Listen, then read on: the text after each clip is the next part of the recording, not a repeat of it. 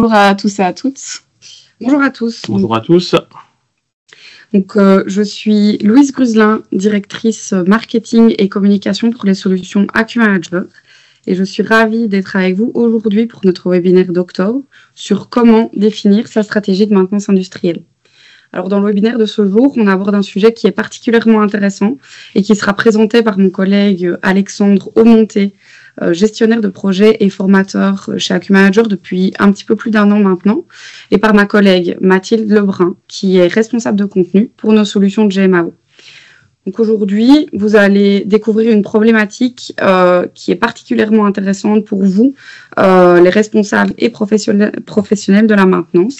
Et on va parler d'une problématique que vous rencontrez souvent dans votre quotidien, c'est-à-dire comment prioriser efficacement vos interventions de maintenance.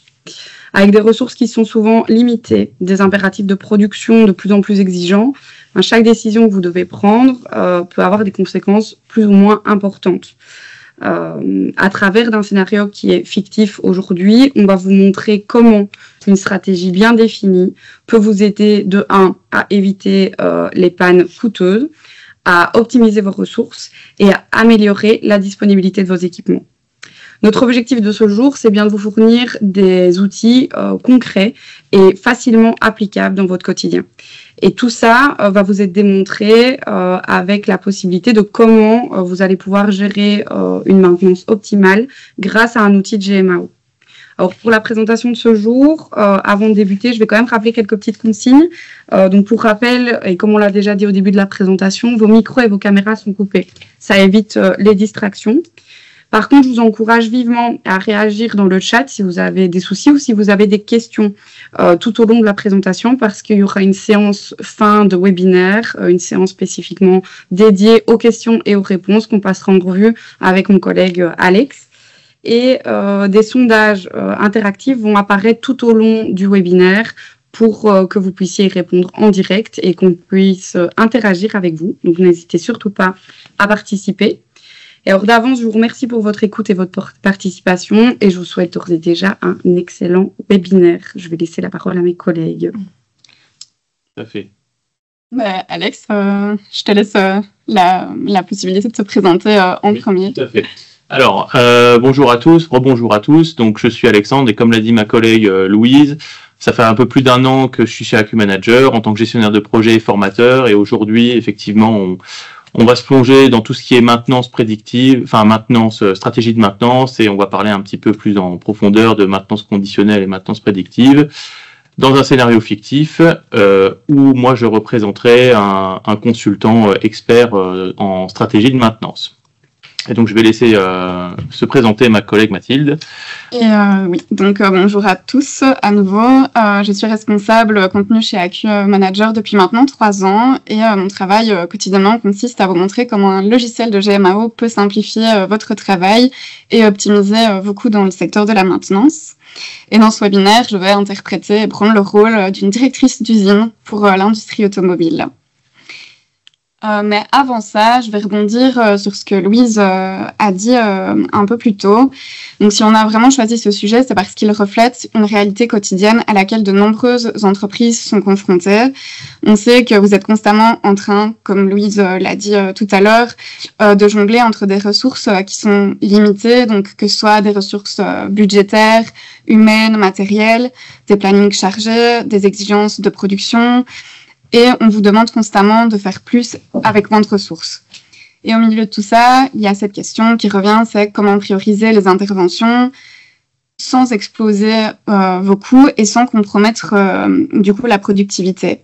Et c'est vrai que c'est un équilibre assez délicat où la moindre erreur de priorisation peut non seulement affecter vos performances, mais aussi la qualité de vos produits, les délais de livraison, la réputation de votre entreprise et l'insatisfaction de vos employés. Et donc, effectivement, on a construit ce scénario fictif sur base de la criticité des machines. Donc, vraiment une approche structurée pour vous aider à choisir les bonnes actions de maintenance au bon moment.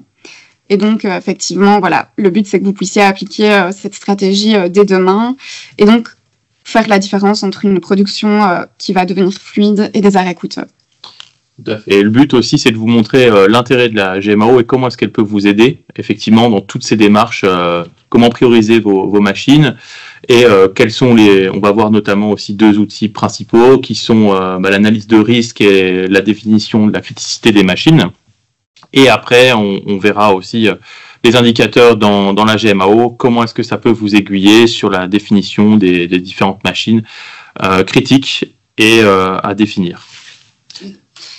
Et aussi, ne nous en voulez pas si certains chiffres ne sont pas parfaitement raccords avec la réalité. Donc, on rappelle, c'est vraiment un scénario fictif basé sur une entreprise fictive. Tout à fait.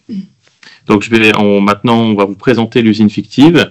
Donc, on va laisser la directrice d'usine présenter son usine. Et moi, je suis là à l'écoute pour comprendre ses besoins et qu'est-ce qui ne va pas dans l'usine. Alors, notre entreprise, du coup, est un acteur clé dans l'industrie automobile avec une capacité de production annuelle de 100 000 véhicules. On emploie plus ou moins 1500 collaborateurs, dont des techniciens, des opérateurs de maintenance, des ingénieurs, personnel administratif, etc. Et on a un site de plus ou moins 100 000 m². Notre activité couvre l'ensemble de la chaîne de production, donc depuis la carrosserie, les châssis, la fabrication des moteurs jusqu'à l'assemblage final. Et donc, pour assurer une gestion efficace de la maintenance et optimiser nos opérations, on utilise un logiciel de GMAO depuis quelques années parce qu'effectivement, avant l'implémentation de ce logiciel, nous faisions face à plusieurs défis typiques de notre secteur, donc tout ce qui était le suivi des interventions, la traçabilité des pièces détachées, la planification des maintenances, etc. Et tout cela était fragmenté et manquait de centralisation. Alors maintenant, Alexandre, je fais appel à vous parce que mon équipe m'a signalé une augmentation inquiétante des coûts liés à la maintenance. D'accord, ok. Alors que nous n'avons pas spécialement investi dans de nouvelles machines. En l'espace de peu de temps, en fait, les coûts ont augmenté de 15%, ce qui me semble quand même énorme. Et face à cette augmentation, j'ai demandé à notre responsable de maintenance de pouvoir nous fournir des données et des indicateurs clés en fait pour comprendre ce qui se passe. Parce que effectivement, la GMAO nous permet de remonter ces données, d'afficher les indicateurs pour suivre nos activités de manière générale. Et il est clair que la fiabilité des machines est en cause, mais qu'il y a une question qui persiste, c'est est-ce que c'est un problème du coup de maintenance ou de production et en fait à quel niveau se situe le problème. D'accord, oui, effectivement, on entend toujours ça, c'est toujours la bataille entre la maintenance et la production. Mais pour rappel, hein, les deux services sont complémentaires. Hein. S'il n'y a pas de maintenance, la production ne peut pas tourner, et s'il n'y a pas de production, l'usine ne tourne pas. Donc effectivement, il faut trouver un juste milieu et un bon équilibre entre les deux, et que les deux travaillent main dans la main plutôt qu'ils se fassent la guerre, effectivement. Donc, la question que je vais vous poser, je suppose que on peut le faire, c'est d'abord d'établir justement un flux de production, savoir comment se déroule toute la production sur votre site, pour essayer d'identifier les points critiques, les goulots d'étranglement notamment, pour avoir une analyse plus fine. Effectivement, on va vous afficher le flux de production. J'ai effectivement demandé à mon équipe, vu qu'elle est en première ligne, de synthétiser ce flux pour que je puisse vous le présenter pour cette première rencontre. Du coup, le voici. Alors, selon vous, où pensez-vous que je dois agir ? Alors, là, quand je regarde ça, à première vue, le flux de production est très correct, mais je pense que le mieux, c'est de demander à vos équipes. Et donc là, aujourd'hui, effectivement, donc là, on voit que on passe d'un atelier de châssis, d'accord, donc on construit la base de la voiture, de ce que je vois, hein, donc avec notamment des soudeuses, hein, ce qu'on voit. Ensuite, on voit clairement que la carrosserie est moulée et formée, donc avec des différentes presses. Et après, on voit que la pièce critique, j'imagine le moteur, qui est composé d'énormément de pièces. Tout à fait. Et la suite, on assemble tout. Donc, sur le châssis, on vient mettre les éléments de carrosserie. Puis après, on vient insérer le moteur dans un dernier temps. Je pense que ça fonctionne comme ça chez vous, de ce que je lis. Et donc, là, le but, c'est de voir quel est l'endroit où il y a le plus de soucis. Donc, pour ça, je vais aller investiguer. Et je vais demander l'avis à tout le monde qui est présent ici, hein, l'avis du public. Comme ça, on aura peut-être une idée. Donc, la question est la suivante. À votre avis, quelle étape du flux de production est la plus critique ? Donc, si je le repasse, le flux de production, donc l'atelier châssis finalement, l'atelier carrosserie ou l'atelier moteur. Ou l'assemblage final. Ou l'assemblage final, effectivement.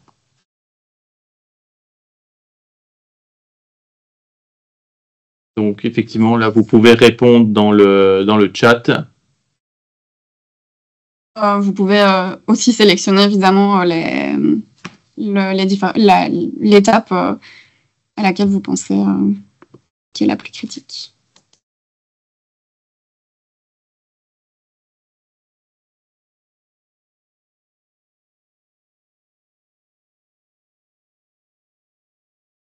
On vous laisse encore quelques instants.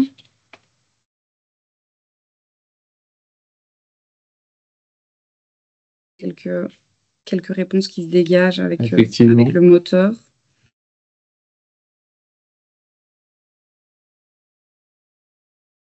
« 23% au niveau de l'assemblage final. » Les châssis aussi fait partie de l'étape la plus critique. Tout à fait. Très bien, je pense que du coup... On peut continuer. Donc, alors, on voit ici donc, dans les réponses, c'est assez intéressant. Hein, donc, on voit que le moteur se dégage le plus. Donc, je rappelle encore, c'est un scénario fictif, donc ne nous en voulez pas si jamais les données sont pas tout à fait exactes. On s'est renseigné dessus. Donc effectivement le moteur c'est quelque chose qui est vraiment critique hein, parce que y a énormément de pièces différentes et donc il y a et chaque pièce a une importance capitale, donc s'il manque quelque chose ou s'il y a une erreur dans la fabrication du moteur, tout peut couler et on peut pas avoir d'assemblage final sans moteur et la voiture ne peut pas avancer sans moteur, effectivement. Donc Alexandre, est-ce que vous pensez que certains de nos processus de production sont plus sensibles aux défaillances de maintenance que d'autres? Quelle est votre analyse par rapport à ce flux de production? Alors, effectivement, je pense clairement que le public a raison, tout à fait. Tout ce qui est moteur est le plus critique, comme il y a énormément de pièces différentes, comme je le disais juste avant, et que chaque pièce a une importance capitale, et si jamais une pièce manque, tout le flux s'arrête, et finalement la voiture ne peut pas être assemblée. Donc tous les châssis qui ont été fabriqués en amont et toutes les pièces de carrosserie fabriquées en amont, eh bien, on a beau les avoir assemblées, la voiture ne peut pas sortir, et l'assemblage final ne peut pas se faire, et donc la voiture ne peut pas être livrée. Donc effectivement, le moteur, selon moi, est le plus important. Alors, pourquoi? On va sortir un peu du PowerPoint, on va aller sur la GMAO directement et on va aller voir sur un outil qui s'appelle le dashboard que certainement nombre d'entre vous connaissent si vous avez déjà AccuManager. Donc le but ici c'est de voir quels sont selon ces différents ateliers, quels sont les plus critiques. Donc ici, il y a 3 graphiques différents. On aurait pu en faire beaucoup plus, effectivement. Et aujourd'hui, comme l'a rappelé Mathilde, directrice d'usine, c'est qu'il y a deux stratégies différentes. Donc la stratégie corrective et la stratégie préventive. Donc la stratégie corrective en orange et la stratégie préventive en bleu. On voit ici dans le premier graphique, donc qui est ici, le temps passé par la maintenance par équipement. Donc ça, qu'est-ce que c'est? Clairement, c'est le temps que vos techniciens pointent sur chaque équipement. Donc on voit ici que l'endroit où il y a le plus de temps, c'est effectivement sur les robots d'assemblage moteur, avec une grosse part de correctif. Ensuite vient la prise hydraulique, puis le robot de soudure et le compresseur d'air. Donc là, on voit clairement que nombre des ressources sont mises sur les robots d'assemblage moteur. Ensuite, on peut voir autre chose, donc ça c'est vraiment lié à la production, et ce qui est possible aussi de tracer dans la GMAO, vu qu'on le voit ici, ce sont les temps d'arrêt par équipement. Donc là, clairement, ce sont les minutes d'arrêt, ou les heures d'arrêt qu'ont subi chaque équipement. Donc vraiment, ils sont à l'arrêt, ils ne produisent pas. Donc on voit ici aussi la tendance, où les robots d'assemblage moteur sont arrêtés la plupart du temps, et ensuite on voit les 3 autres qui sont à peu près équivalents, la presse hydraulique, le robot de soudure et le compresseur d'air. Et par la suite, nous avons le nombre d'interventions par équipement. Donc c'est pour bien distinguer, savoir si finalement les interventions sont plutôt courtes ou plutôt longues. Hein. On voit ici que les robots d'assemblage moteur aussi représentent le plus d'interventions. Donc c'est bien en corrélation avec les temps d'arrêt et le temps passé par la maintenance. Par contre, après, on voit autre chose, c'est que finalement, la presse hydraulique arrive en 2e position par rapport au temps passé par la maintenance ainsi qu'au temps d'arrêt. Par contre, c'est celle qui a le moins d'opérations. Donc certainement que les pannes sont beaucoup plus longues. Il y a des délais beaucoup plus longs pour les réparations. Et ça, c'est le genre de situation qu'il faut vraiment éclaircir. Et on voit que le robot de soudure et le compresseur d'air sont à peu près équivalents au niveau du nombre d'interventions. Donc voilà ce qu'on peut en tirer. Donc effectivement, on voit d'après la GMAO et d'après ces 3 graphiques, on pourrait évidemment aller plus loin dans le détail, mais on voit que ce sont les robots d'assemblage moteur qui ont le plus de soucis, qui représentent le plus de soucis pour la maintenance ainsi que pour la production. Donc maintenant, la question, c'est comment est-ce qu'on va aborder le sujet et comment est-ce qu'on va résoudre tout cela. Donc, l'analyse et la méthode est la suivante. Excusez-moi pour les slides qui se sont remises au début.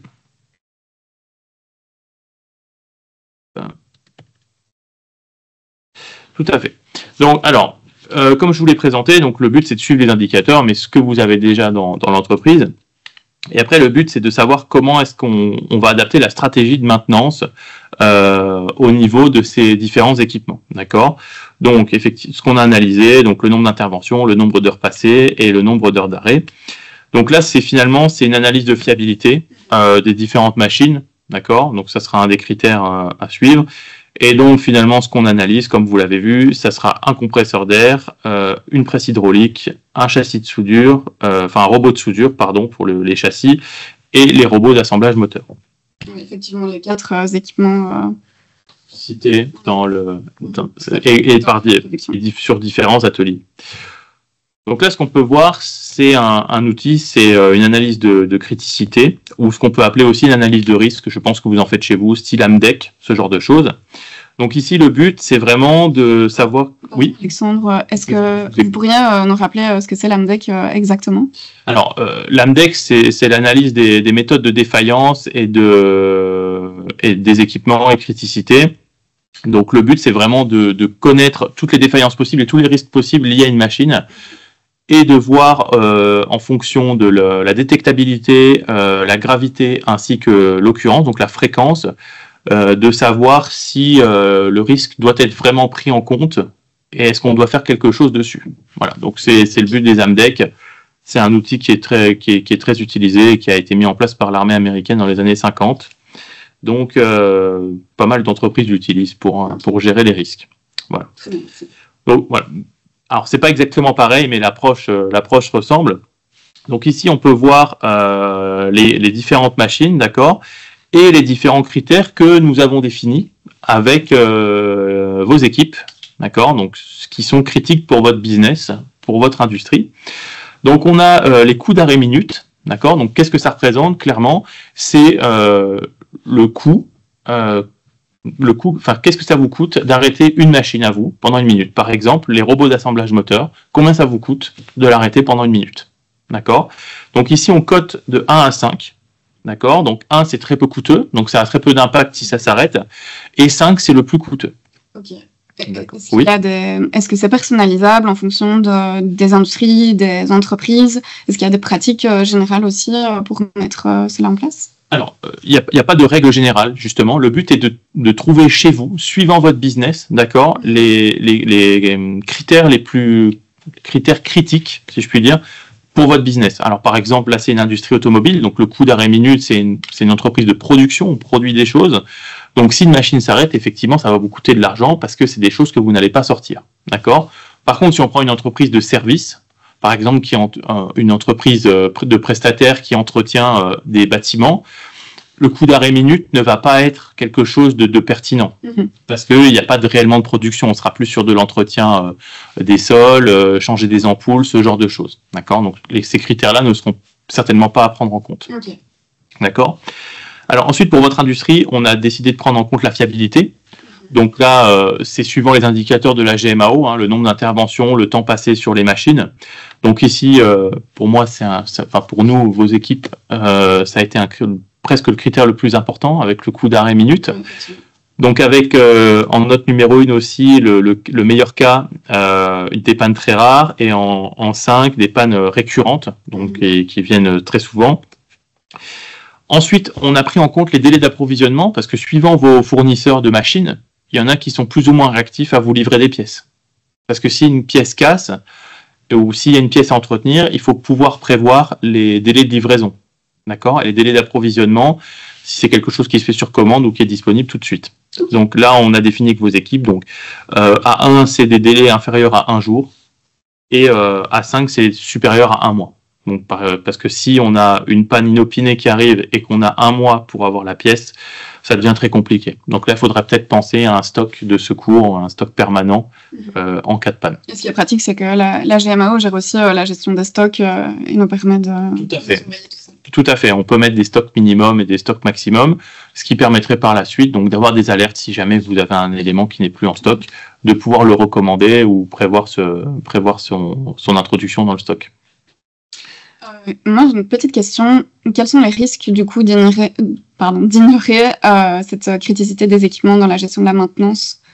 Alors, le problème, c'est quoi? C'est que si vous avez, avec votre GMAO, toute une série de pannes ou d'interventions effectuées, c'est possible, hein.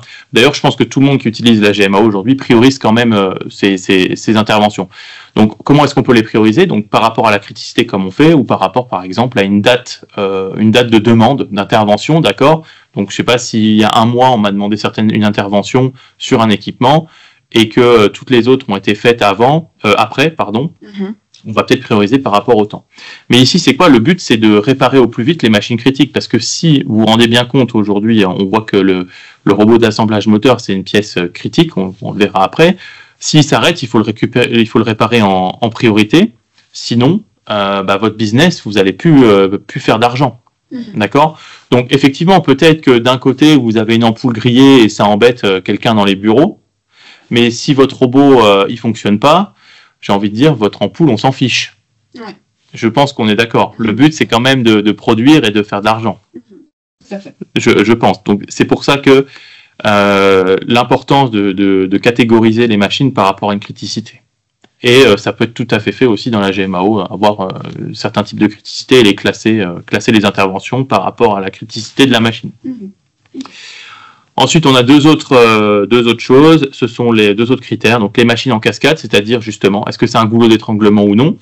Donc, ça veut dire quoi? Ça veut dire que si une des machines tombe en panne, est-ce que toutes les autres sont bloquées? C'est-à-dire, est-ce qu'on arrête le flux de production? Donc là, par exemple, on voit que en note 1, ce sont des machines indépendantes. Donc, clairement, pour prendre l'exemple de chez vous, le compresseur d'air, c'est une machine qui est complètement indépendante, c'est une pièce mobile. Je veux dire, si elle tombe en panne, à la limite, on peut aller en chercher un autre. Il n'y a pas énormément de conséquences qui vont en découler, quoi. Voilà, c'est ça. Et en plus, on peut s'en passer quelques minutes, surtout que c'est un compresseur de nettoyage, d'ailleurs pour expulser la poussière. Et à l'inverse, on voit que la note 5, c'est toute la production est impactée. Clairement, hein, votre robot d'assemblage moteur, si jamais il est cassé ou s'il arrête de produire, on sort plus de voiture. Donc là, ça devient très très embêtant. Contrairement, par exemple, on va prendre la presse hydraulique. Je veux dire, vous pouvez continuer alors certes, la production de presse, la production de pièces par la presse va être bloquée, mais par contre, toutes les pièces qui ont déjà été formées en amont vont pouvoir être utilisées pour continuer à sortir des voitures. Donc l'impact est moindre, même s'il est important, mais l'impact est moindre, parce que vous avez généralement de l'avance dans votre flux de production par rapport aux pièces de carrosserie. Et ensuite, on a le temps de production. Donc, effectivement, il y a des machines qui vont tourner moins de 2 heures par jour, par exemple, et d'autres qui vont tourner 24 heures sur 24. Donc, une machine qui tourne 24 heures sur 24, effectivement, il vaut mieux pas qu'elle soit en panne. Et ça va être plus compliqué de planifier des arrêts. Donc, c'est pour ça que certaines stratégies de maintenance vont être beaucoup plus importantes. Donc ici, après, on a la criticité. Donc, comment est-ce que ça se passe? Donc, vous voyez qu'à chaque fois, pour chaque machine et chaque critère, on met une note. Et en fait, on va multiplier tout ça comme une analyse de risque, d'accord? Et après, donc, on a décidé avec vos équipes, et sous votre accord ici, d'attribuer un code couleur et un code de risque, finalement, par rapport au code de la criticité. Donc ici, vous voyez entre 1 et 100, une couleur vert assez foncé, entre 100 et 300, une couleur vert clair, entre 300 et 1000, une couleur rose, et en rouge foncé, au-delà de 1000. D'accord? Donc, après, le but, c'est quoi? Et c'est ce que je vais vous proposer. C'est, vous voyez à côté des criticités, c'est d'adapter la stratégie de maintenance. D'accord? Donc, j'ai proposé pour le compresseur d'air une stratégie curative, pour le robot de soudure, une stratégie préventive, la presse hydraulique, une stratégie conditionnelle, et le robot d'assemblage moteur, une stratégie prédictive. D'accord ? Du coup, est-ce que vous pourriez pas un peu nous en dire plus par rapport à ces différents types de maintenance? Si, tout à fait. Alors, généralement, tout le monde connaît les deux stratégies, corrective et préventive. Donc, corrective, c'est quoi? Votre machine tourne, je rappelle brièvement, votre machine tourne et elle tombe en panne de manière inopinée, on la répare. Alors, les gros défauts, c'est quoi? C'est que vous êtes en pleine production, plein flux, c'est flux tendu, là ça s'arrête, et là c'est dommage, ça se trouve vous n'avez pas les pièces, vous n'avez rien, d'accord? Donc ça peut être arrêté longtemps, et quelque chose de non planifié, c'est toujours compliqué à gérer, d'accord? La stratégie préventive, qu'est-ce que c'est? Toi aussi tout le monde connaît, donc c'est comme, vous avez quasiment tous une voiture, j'imagine, vous faites votre révision tous les 25 000 ou tous les ans, d'accord? Tous les 25 000 km ou tous les ans. Donc parce que on sait par expérience que tous les 25 000 km, l'huile devient de mauvaise qualité et on le change. Pourquoi? Pour que tout soit bien graissé, lubrifié et que toutes les pièces ne tombent pas en panne.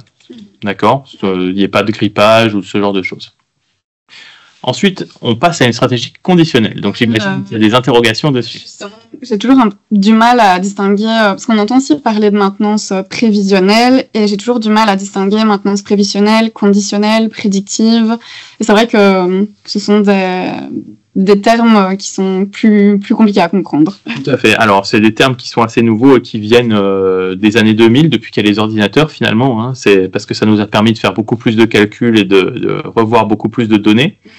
Donc, une maintenance conditionnelle, comme son nom l'indique, c'est par rapport à certaines conditions. Donc, comment ça se passe? La maintenance conditionnelle, vous allez continuer à appliquer votre programme de maintenance prédictive tout au long de la vie du système. Mais en plus, vous allez poser certaines conditions sur certaines valeurs critiques. Je prends un exemple. Vous avez votre presse, d'accord? Dans votre presse, il y a de l'huile aussi. Et on pourrait imaginer que après étude, on s'aperçoive que l'huile moteur devient très dangereux et qu'il y a des risques de casse s'il dépasse les 120 degrés. D'accord? Donc nous, ce qu'on va faire, c'est qu'on va mettre un capteur, d'accord? Un capteur de température. Et ce capteur de température va, toutes les minutes, par exemple, relever la température de la presse, de l'huile de la presse. Et on peut se dire que dès que la température d'huile dépasse 120 degrés, alors une intervention est créée. Ça peut se gérer très bien dans une GMAO, dans la vôtre aussi. Et en fait, une intervention est créée, et dès qu'on a du temps, on va venir intervenir sur la machine pour changer l'huile. On ne va pas le faire tout de suite, on ne va pas arrêter la machine, parce qu'on sait que ça ne va pas tomber en panne dans la minute. Par contre, on a un signal d'alerte, et ce qu'on va faire, c'est qu'on va changer l'huile par la suite. Okay. Donc, si je comprends bien, les seuils sont définis à partir de l'analyse historique qu'on retrouve dans la GMAO, et lorsqu'un des paramètres, comme vous le dites, surveillé dépasse un seuil, une alerte est générée. Et en gros, c'est quand une condition anormale est détectée qu'il y a quelque chose qui se déclenche. C'est ça, tout à fait. Ça peut être, comme je dis, une température, ça peut être une analyse vibratoire, ça peut être une force, d'accord? Par exemple, si on peut prendre une porte d'ascenseur, si on appuie trop fort dessus, ça peut la casser, d'accord? Il peut y avoir des signaux d'alerte, un problème moteur ou ce genre de choses. Et ce qui se passe, c'est qu'on va faire des checks derrière, des actions correctives dessus, pour pouvoir la remettre en état. Et après, la question, c'est qu'est-ce que le prédictif? Qu'est-ce qu'il a en plus de la conditionnelle? J'ai juste une petite question par rapport à la maintenance conditionnelle. Est-ce que ça ne provoque pas de la surmaintenance? Et aussi par rapport aux capteurs, qu'est-ce qu'on en fait après de ces fameux capteurs? Est-ce que ça se recycle? Très bonne question. Donc, par rapport à la surmaintenance, effectivement, beaucoup vont penser ça, et c'est le cas. On va pas se le cacher. Par contre, le coût d'arrêt le coût d'arrêt minute de votre presse va être beaucoup plus important que de changer l'huile si jamais ça dépasse 120 degrés par rapport au prix de l'huile. Donc, pour le coup, ça vaut le coup d'investir dans un changement d'huile plutôt que de la laisser tomber en panne, même s'il y a de la surmaintenance. Ce qu'on pourrait faire, c'est d'aller plus loin et c'est d'adapter une stratégie prédictive. Donc là, le but d'une stratégie prédictive, ça n'est pas uniquement par rapport à une valeur mesurée. C'est par rapport à une analyse statistique. C'est-à-dire que votre température va être mesurée toutes les minutes et tout le temps. Je vais vous montrer. Je fais la définition et je vous montre un graphique pour visualiser ça. Oui. Un exemple. Donc le but c'est quoi? C'est suivant la répétition des pannes et suivant l'analyse des signaux faibles, ce qu'on va appeler des signaux faibles. Finalement, votre température, ce sont des signaux, d'accord? Savoir anticiper les pannes. En fonction de quelle séquence, finalement, est-ce qu'on peut venir dire, ok, là il y a de grandes chances que ça tombe en panne de manière statistique. Et donc là, il n'y aurait pas de surmaintenance. Donc pour vous illustrer ça, on a un petit graphique, donc justement, avec un signal. Donc on voit ici que le signal, donc c'est la valeur en bas qui est constante quasiment, donc qui est à une valeur de 2. On a placé justement un seuil conditionnel à 5. D'accord? Donc ici, le but, c'est un cas d'école, ça sera quasiment jamais comme ça dans la réalité, soyons d'accord, hein, ça sera beaucoup plus complexe, mais c'est pour bien expliquer la différence. Donc vous voyez qu'ici, il y a des endroits qui sont dépassés, il y a des signaux qui sont à 10, d'accord, et des signaux qui sont à 25, d'autres à 0. 0, ça représente une panne. Comme vous l'imaginez, il n'y a plus de signal, donc c'est qu'il y a une panne dans le système, d'accord? Oui, effectivement, ici, on en voit 3 sur le graphique. Voilà, tout à fait. Donc là, ce qu'on pourrait voir, c'est qu'effectivement, on a 3 dépassements à une valeur de 10, d'accord? On a 3 dépassements, après on a un dépassement à 25, et on a ensuite une mise à 0. Et ça, on a le motif qui se répète 3 fois. D'accord? Et à chaque fois, il y a une panne qui se répète. Donc, ce qui peut être fait avec une maintenance prédictive, d'accord? Donc là, c'est vraiment un cas bisounours, un cas idéal. C'est que si on voit ce motif se répéter, c'est-à-dire 3 signaux à 10, puis un signal à 25, alors dans ce cas-là, on doit absolument déclencher une maintenance. Parce qu'on voit que dans les jours qui suivent, il y a une panne qui occure. D'accord? Donc ici, au lieu de faire, si on compare à la conditionnelle, au lieu de faire 4 réparations, 4 changements d'huile, si on reprend l'exemple, on va en faire qu'un. Parce qu'on sait que il va falloir avoir ce motif avant que ça tombe en panne. Alors tout ça, ce sont des études statistiques, hein. Ça ne sera jamais du 100%. Hein. Effectivement, vous pouvez avoir 3 ou 4 dépassements, même 10, oui. Et il n'y aura pas de panne. Et j'imagine aussi qu'il faut énormément de données pour pouvoir analyser tout ça. Tout à fait. Il faut énormément de données. Il faut que finalement les signaux soient reproductibles sur d'autres machines. Si vous avez une seule machine qui a ces signaux, c'est difficile d'implémenter une maintenance prédictive dessus parce que ça va vous coûter très très cher. Dans ce cas-là, il faudrait mieux une maintenance conditionnelle. Ça va vous coûter très très cher en analyse. Parce que derrière, il faut faire des analyses statistiques. Il faut que quelqu'un analyse les données et il faut que les machines tombent en panne finalement pour avoir ce retour d'expérience. Donc, après ces explications sur la maintenance prédictive, justement, ce que je vous propose, c'est justement les différentes maintenances sur les différentes machines. Donc, le compresseur d'air qui aujourd'hui est maintenu de manière préventive, c'est de le passer en maintenance curative parce que, comme il a peu d'intérêt, il fonctionne très peu et qu'il est vraiment peu critique dans votre chaîne de maintenance, ça vous coûte plus cher de faire une maintenance préventive que de l'avoir en curatif, surtout que les pièces sont disponibles tout de suite. Votre robot de soudure, on peut rester sur la stratégie initiale, si ce n'est d'améliorer peut-être le programme de préventif. Donc, comment est-ce qu'on peut faire ça? C'est-à-dire que si vous avez par exemple une maintenance annuelle dessus, peut-être qu'il faudrait la faire tous les 9 mois. D'accord? Parce que tous les 9 mois, ça vous permettrait d'avoir beaucoup moins de risques que ça tombe en panne. D'accord? Donc ça, c'est aussi une maintenance préventive améliorée, si je puis dire. D'accord? Donc là, on va guetter ce genre de choses. Et avec la GMO, ça se fait très bien, justement, avec les retours d'expérience correctives, etc. Et effectivement, on a envie d'éviter les coûts de non-conformité au possible. Je comprends. Et ensuite, pour la presse hydraulique, donc une maintenance conditionnelle, parce que c'est une pièce qui est très critique, c'est une machine qui est très critique chez vous.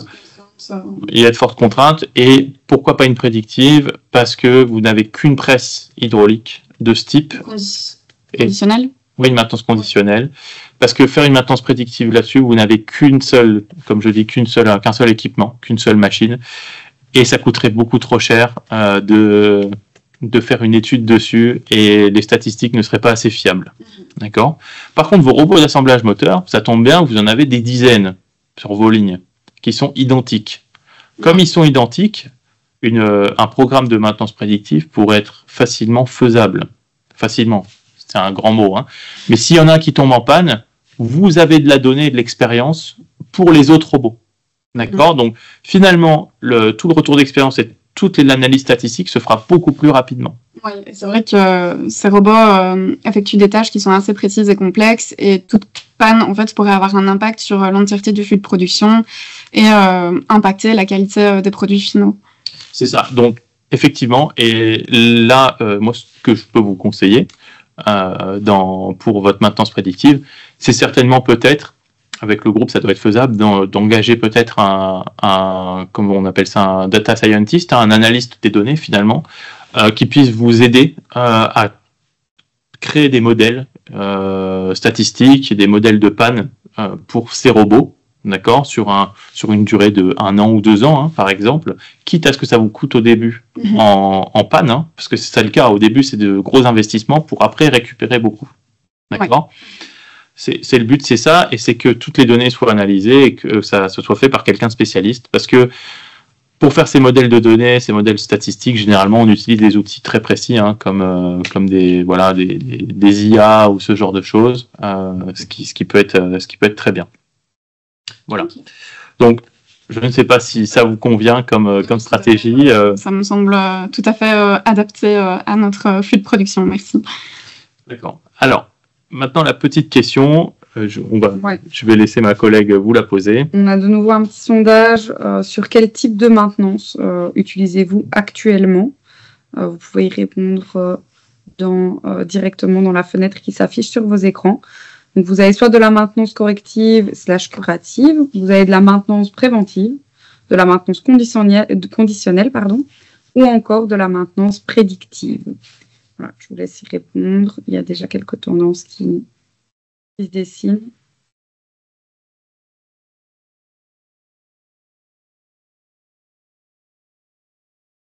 Ah, on a quand même de la maintenance prédictive ici. Je vois ça, c'est...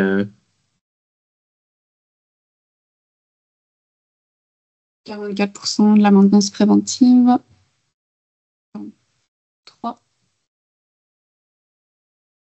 On vous laisse encore quelques secondes pour répondre au sondage.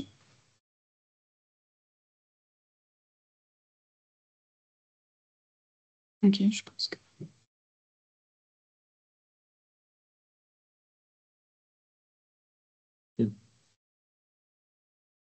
Le sondage vient de se fermer. Ok. Alors, c'est très intéressant. Hein. Ce qu'on voit, hein, c'est qu'aujourd'hui, honnêtement, c'est ce que je vois quand je viens chez vous, hein, chez les clients pour vous aider à installer la GMAO et vous former dessus sur les différents logiciels. Aujourd'hui, on est beaucoup dans une maintenance corrective, curative ou préventive, hein, clairement. J'ai vu quelques maintenances conditionnelles, mais prédictives, pour l'instant, je n'en ai jamais vu. Donc, sur le terrain. Donc, mais après, effectivement, et c'est normal, hein, une maintenance prédictive, je ne sais pas si on l'a dit, peut-être que j'ai omis de le dire, mais il faut que le site soit conséquent, hein, qu'on soit d'accord. Il faut que ce soit, parce que c'est de gros investissements, et il faut qu'il y ait un réel intérêt, parce que ça coûte beaucoup d'argent. Une petite structure n'a pas d'intérêt à faire de maintenance prédictive, hein, qu'on soit d'accord. Hein, il y a pas besoin de ça. Maintenance conditionnelle, 15%, c'est quand même pas mal, hein, vraiment d'avoir ça. Après, c'est une maintenance qui est plus simple, je mets des guillemets à mettre en place, mais c'est aussi coûteux, hein, parce que effectivement, ça coûte cher en capteur. Et j'ai pas répondu à la question tout à l'heure, hein, je reviens dessus, par rapport justement au capteur. Effectivement, aussi, ça pose des soucis, ça peut poser des soucis, parce qu'un capteur, finalement, il faut aussi l'entretenir. C'est pas parce qu'on le met une fois que il est là ad vitam aeternam. Du coup, il y a de la maintenance à faire dessus, c'est ça? Tout à fait. Il y a des contrôles, de la maintenance à faire, il y a des étalonnages. Donc, tous les ans ou tous les 2 ans, on va venir étalonner le capteur, voir si sa valeur de référence est encore bonne. D'accord? Donc, comme votre balance pour vous peser le matin, on voit si ces valeurs sont fiables. D'accord? Parce que si ça vous affiche 100 kilos alors que vous en faites 50, ça va pas aller, quoi. Vous serez pas content. Donc, voilà. Donc là, c'est aussi une maintenance. Et après, effectivement, tous ces capteurs, une fois qu'on les a utilisés, on va les jeter, on va les recycler. Hein. Ça se recycle très bien, c'est des composants électroniques. Donc ça, là-dessus, il n'y a pas trop de problème. Okay. Voilà. Donc, la conclusion est la suivante. Je laisse la faire à la directrice. Effectivement, notre scénario fictif s'arrête ici. On a su identifier que chaque machine, finalement, a un rôle assez critique, différent dans la chaîne de production. On comprend que la clé d'une bonne stratégie de maintenance ne réside pas seulement dans une seule approche, mais effectivement, elle doit être adaptable en fonction des besoins. Elle doit s'adapter, s'ajuster dans la mesure du possible en fonction des besoins réels de chaque équipement. Et donc, une stratégie de maintenance basée sur la criticité des équipements, comme on a pu le voir, permet d'adapter les interventions selon leur importance, selon leur état réel, grâce à la GMAO aussi, et que ça garantit des décisions qui sont peut-être plus réfléchies, des coûts plus optimisés et une meilleure, surtout, disponibilité des machines. Et on voit en fait également que l'adoption d'une GMAO va nous permettre cette flexibilité qui est assez importante, et cette adaptation, et que effectivement, grâce à la GMAO, il est possible de suivre les données en temps réel. Grâce aux historiques d'intervention, d'anticiper les pannes potentielles à partir de ces données qui sont fiables. Et donc, on passe d'une maintenance qui est peut-être un peu plus rigide à une maintenance qui est un peu plus à intervalle fixe, en fait. Et je rebondis là-dessus, mais c'est pas tout le temps, le but, c'est pas tout le temps d'améliorer le programme de maintenance et de faire des choses de plus en plus fréquentes. On l'a bien vu, par exemple, sur le compresseur d'air, on est passé d'une maintenance préventive, donc finalement, on pense que c'est la meilleure chose à faire. Mais au vu de son utilisation, ça nous coûte trop cher de faire une maintenance préventive. On préfère qu'il tombe en panne de manière inopinée et le réparer assez vite.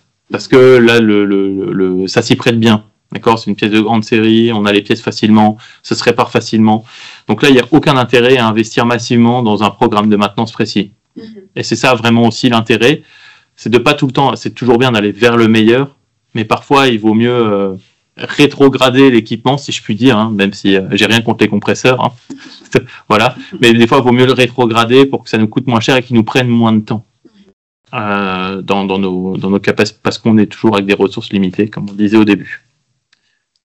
Voilà. Parfait. Je pense qu'on a un dernier petit sondage que je vais lancer avant de terminer ce webinaire. Donc, effectivement, la dernière question qu'on va vous poser ici, c'est dans quel secteur d'activité est-ce que vous travaillez ? Le sondage devrait apparaître en ce moment. Il y a plusieurs industries qui ont été décelées. Donc, il y a l'industrie manufacturière, le transport et logistique, l'énergie et services publics, la santé, la technologie et la télécommunication, l'agriculture et agroalimentaire. Ou alors, vous avez une option autre. N'hésitez pas à nous mettre dans les commentaires l'option autre si jamais vous l'avez sélectionnée. On a déjà pas mal de réponses qui sont en train de se mettre en place.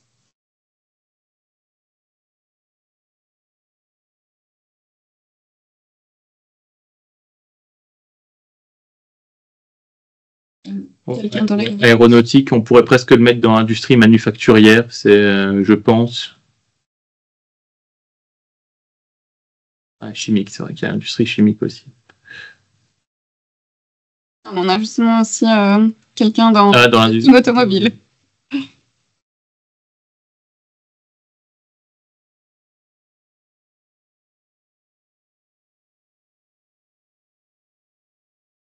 Donc oui, effectivement, dans le sondage, on voit que 37% des participants ont répondu agriculture et agroalimentaire, 21% industrie manufacturière. On a quelques résultats pour la santé, technologie et télécommunications, transport et logistique. C'est pas mal. Pas mal du tout. C'est assez diversifié en tout cas. Mm-hmm. Tout à fait. Vitrerie.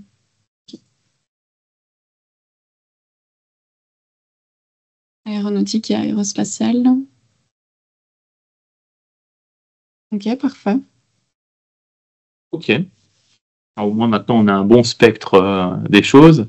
Je comprends mieux le prédictif. Hein. Si je vois de l'aéronautique et de l'aérospatiale, il y en a beaucoup qui est déjà développé dedans. Donc c'est pour ça c'est intéressant. Donc c'est pas mal. Donc, ouais. Je laisse la parole. Maintenant, on va passer aux questions-réponses. Donc, si vous avez des questions, n'hésitez pas à les poser dans le chat. Hein. Ça peut être en rapport, surtout en rapport avec la GMAO ou par rapport à la maintenance prédictive. Vous pouvez poser vos questions. Je vais essayer d'y répondre au mieux. On a eu une question pendant okay. votre présentation à tous les deux. On a eu une question de Guillaume qui nous demandait comment est-ce que la maintenance conditionnelle peut être déclenchée plutôt sans données. Sans données. Alors, c'est-à-dire sans données, parce que sans données, c'est difficile de déclencher une maintenance conditionnelle. Est-ce que il peut préciser? Oui, alors on va laisser quelques temps s'il est toujours parmi nous. S'il y a un peu plus de milieu de la présentation. Ouais, parce que sans données, c'est difficile de déclencher quelque chose. Ou alors peut-être au sens du vent, je ne sais pas, mais... N'hésitez pas à nous dire aussi s'il y a quelque chose que vous n'avez pas bien compris ou des choses sur lesquelles on n'a pas été suffisamment clair aussi, c'est possible. Et dans tous les cas, à la suite du webinaire, donc comme d'habitude, on vous enverra toujours les informations de contact si jamais vous voulez des informations en plus. Et on vous enverra le replay du webinaire à la suite par email. Donc, pas de souci par rapport à ça. On sera quand même toujours disponible pour répondre à vos questions et à vous présenter si vous avez besoin de plus d'explications. En attendant, on a eu l'occasion de recevoir 2 nouvelles petites questions auxquelles on va essayer de répondre. Donc, on a Simon qui nous demande est-ce qu'on peut exporter des données brutes, des interventions sur Excel pour faire soi-même un reporting sans passer par le dashboard ou même les statistiques déjà dans AQ Manager. Alors, c'est tout à fait possible. Le logiciel est parfaitement fait et même est fait pour ça, pour faire des exports Excel très facilement. Ça se fait concrètement en 3 clics. En 3 clics, on a notre export Excel sur toutes nos interventions avec toutes les données possibles et imaginables, toutes les données possibles qui sont disponibles aussi dans le logiciel en temps réel. Donc, si les données sont bien renseignées, effectivement, c'est toujours la guerre avec la technique, la guerre des données. Mais si les données sont bien renseignées, alors on peut les exporter et faire des reports Excel avec des beaux graphiques Excel, même si la GMAO le fait tout seul avec le dashboard en temps réel. Donc, mais c'est faisable. Il y a toujours moyen de s'adapter. Tout à fait. On a une autre question très intéressante de Fabrice qui nous demande en fait comment est-ce que notre GMAO s'intègre dans notre outil LIMS, donc AQ Manager. Est-ce que c'est un module en option? Comment est-ce que ça fonctionne? Oui, tout à fait. Alors en fait, dans votre LIMS, pourquoi est-ce que vous allez utiliser une GMAO? Parce que justement, on parlait de capteurs et d'étalonnage. Donc dans de nombreux cas, en fait, tous vos équipements de mesure dans les labos, ils sont soumis à contrôle et à étalonnage par des organismes spécifiques ou par vous-même. Et en fait, justement, tout ce qui est maintenance préventive, donc finalement c'est des opérations fréquentielles, peuvent être faits par la GMAO en fait. Donc votre LIMS, par exemple, vous avez un spectrophotomètre, donc pour mesurer les différentes longueurs d'onde de vos liquides, d'accord. Et ben avec ça, justement, vous allez pouvoir l'étalonner tous les ans, le rentrer dans la GMAO, faire des opérations dessus, et vous allez pouvoir aussi l'indiquer dans vos tests, dans vos demandes d'essai, d'accord, dire que j'ai utilisé ce spectrophotomètre avec tel numéro de série, il a reçu telle intervention, tel étalonnage à telle date. Donc voilà, c'est tout un système de traçabilité qui est faisable et qui devient optimal avec justement le module GMAO, le module étalonnage comme on l'appelle. Même métrologie. C'est ça, module métro, exactement, ouais. Eh bien, merci pour cette réponse, Alexandre. Mathilde, tu voulais ajouter quelque chose? Oui, et pour ceux qui ne sont pas peut-être familiarisés avec le LIMS, du coup, c'est pour la gestion de laboratoire. Je ne sais pas si... C'est ça, c'est la gestion de laboratoire, mais effectivement, dans les labos, il y a aussi des machines, souvent. Donc, les machines, il faut les entretenir. Donc, c'est un peu comme dans une industrie, à moindre échelle, bien sûr, même s'il y a des labos très, très gros. Et effectivement, il faut entretenir tous ces équipements. C'est quand même bien, parce qu'il y en a aussi qui peuvent tomber en panne.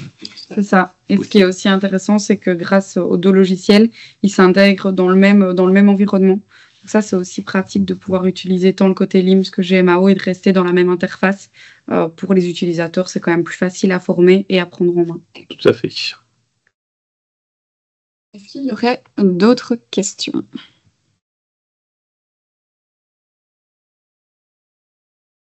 On va laisser encore quelques minutes, quelques secondes pour que chacun puisse voir si on a pu répondre à tout. Je rementionne simplement effectivement que voilà, je le mentionnerai pas après parce que Fabrice a une seconde question. Est-ce qu'on propose aussi un module qualité? Alors le module qualité c'est vaste. qu'est-ce qu'on entend par qualité, vraiment? Est-ce que c'est du contrôle en bout de chaîne? Qu'est-ce que c'est exactement? Dans tous les cas, là, on s'éloigne aussi peut-être un petit peu on s'éloigne un peu du sujet. Mais... Donc, ce qu'on peut vous proposer aussi, c'est de reprendre un rendez-vous avec un de nos experts. Donc, dans tous les cas, on a vos coordonnées et on vous recontactera. Ah, d'accord. Ok. Gestion des données documentaires ou du site. Non.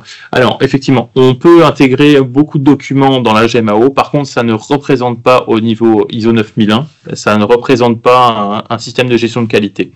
Les documents sont mis dans un fichier à part entière. Et ils ne sont pas triés par il y aura pas non plus de version, ce genre de choses. Donc, par rapport à la gestion documentaire, la GMAO ne permet pas d'avoir une certification qualité. Okay. Voilà, vous avez une bonne traçabilité. Effectivement, sur chaque équipement, vous pouvez mettre vos données, ce qui est apprécié. Par contre, ça ne peut pas gérer vos procédures qualité en tant que telles. Par contre, si vous avez un auditeur qualité et qui voit que vous centralisez tous vos documents techniques sur la GMAO, il appréciera fortement. Ça, je garantis. Ça peut être un bon avantage. Voilà. On a Gaëtan ici qui nous pose une question, c'est est-ce que l'option des prédictives est à partir de quelle version de la GMAO? L'option des prédictives est à partir de quelle version? Alors, il n'y a pas réellement d'option prédictive aujourd'hui dans la GMAO, mais dans un futur qui va venir, il y aura des modules, un module IA qui pourrait être disponible et qui pourrait être utilisé pour justement faire des analyses statistiques. Justement sur les différentes données. Par contre, l'option prédictive, aujourd'hui, en soi, c'est faisable, parce que si vous avez vos machines qui possèdent des interfaçages possibles, vous pouvez les interfacer avec la GMAO, d'accord? Donc ça, c'est à voir aussi avec nos experts comment interfacer, d'accord? Parce que chaque machine est différente. Hein. Mm-hmm. Et de là, après, c'est à vous justement de voir comment vous suivez comment vous implémentez vos modèles, parce que chaque machine, je vais dire, est unique. Donc, c'est à vous de définir les différents modèles en vous aidant des outils disponibles. La GMAO vous servira à collecter les données, à les mettre sous forme graphique, par exemple, mais après, derrière, pour les analyser, elle ne le fera pas directement. Il faudra utiliser l'intelligence humaine ou peut-être l'intelligence artificielle pour vous aider à le faire et à définir justement vos programmes de maintenance. Très bien. On a eu 2 questions qui sont arrivées entre-temps. Donc, on a une question d'Hugo qui nous demande est-ce qu'il est possible d'importer des données dans AccuManager et si oui, à partir de quel type de fichier? Alors, c'est tout à fait possible d'importer dans AccuManager. D'ailleurs, c'est ce qu'on fait très souvent hein, quand on fait des projets. Hein. Donc, via des tableaux Excel, tout simplement, ou via des formats XML. Donc, en base de données, on peut importer des données comme ça. Okay. Voilà. C'est très facile. Très facile, oui. On a une autre question de la part de Guillaume qui nous demande s'il y a une notion de père et fils sur les équipements AccuManager. Donc, j'imagine une espèce d'arborescence. Tout à fait, oui. Alors, il y a différents types d'arborescence, mais dans AccuManager, ça fonctionne de la manière suivante.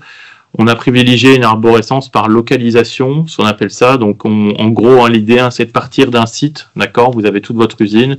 Ensuite, on va le découper en différents bâtiments. Et dans chaque bâtiment, on va y mettre les différentes salles. Et après les différentes salles, on va y mettre les différents équipements, d'accord, les différentes machines qu'il y a dans chaque salle. Alors évidemment, on appelle ça une arborescence de localisation, mais vous pouvez la former autrement. Hein. J'en ai qui font des arborescences par service. En fait, c'est adaptable à tout type de secteur d'activité. Donc, il n'y a pas réellement de blocage. Par contre, il y a une notion de père et fils, hein, tout à fait. Donc, je peux dire que notre table là dans la salle appartient justement à la salle. Donc, le père de la table et la salle en question. Voilà. On nous demande aussi si c'est possible de fixer un rendez-vous pour une présentation peut-être plus détaillée d'AccuManager. Ça, c'est tout à fait possible. On va prendre vos coordonnées et revenir vers vous. Et dans tous les cas, vous aurez la possibilité de bloquer des rendez-vous à votre meilleure convenance. À la suite de notre replay du webinaire, on vous enverra des propositions par email. Ou alors, on est de toute façon disponible à l'adresse hello@accumanager.com. Mais dans tous les cas, vous aurez des retours de notre part sur base de votre participation d'aujourd'hui. Ouais. On a aussi mis les informations de contact sur la page d'après, si jamais. Comme ça, vous l'avez directement à portée de main. Parfait. Nickel. Donc là, vous pouvez contacter le service qui vous convient le mieux. On a Gaëtan qui revient avec une sous-question qui dit « Je confirme que nous avons une liste de 26 000 équipements. rangés sous 7 niveaux d'arborescence. Donc ça s'applique totalement à AQ Manager. Voilà, cas typique cas typique de clients chez nous, 26 000 équipements, et je pense que ça se gère très bien. C'est ça. Et merci pour votre précision. Merci beaucoup. Je pense qu'on peut tout doucement clôturer. On reste tout à fait disponible, que ce soit Mathilde, Alexandre ou moi-même, pour répondre à vos questions. Et nos experts sont aussi là pour vous faire des démonstrations peut-être plus poussées et plus adaptées à vos projets. Dans tous les cas, n'hésitez pas à revenir vers nous. En attendant, on va vous fournir le replay le plus rapidement possible. Merci beaucoup. Merci pour votre écoute, pour votre attention. Et s'il y a des questions, n'hésitez pas, et au plaisir de vous retrouver en formation. C'est ça. Excellente journée à tous. Excellente journée à tous. Au revoir. Au revoir.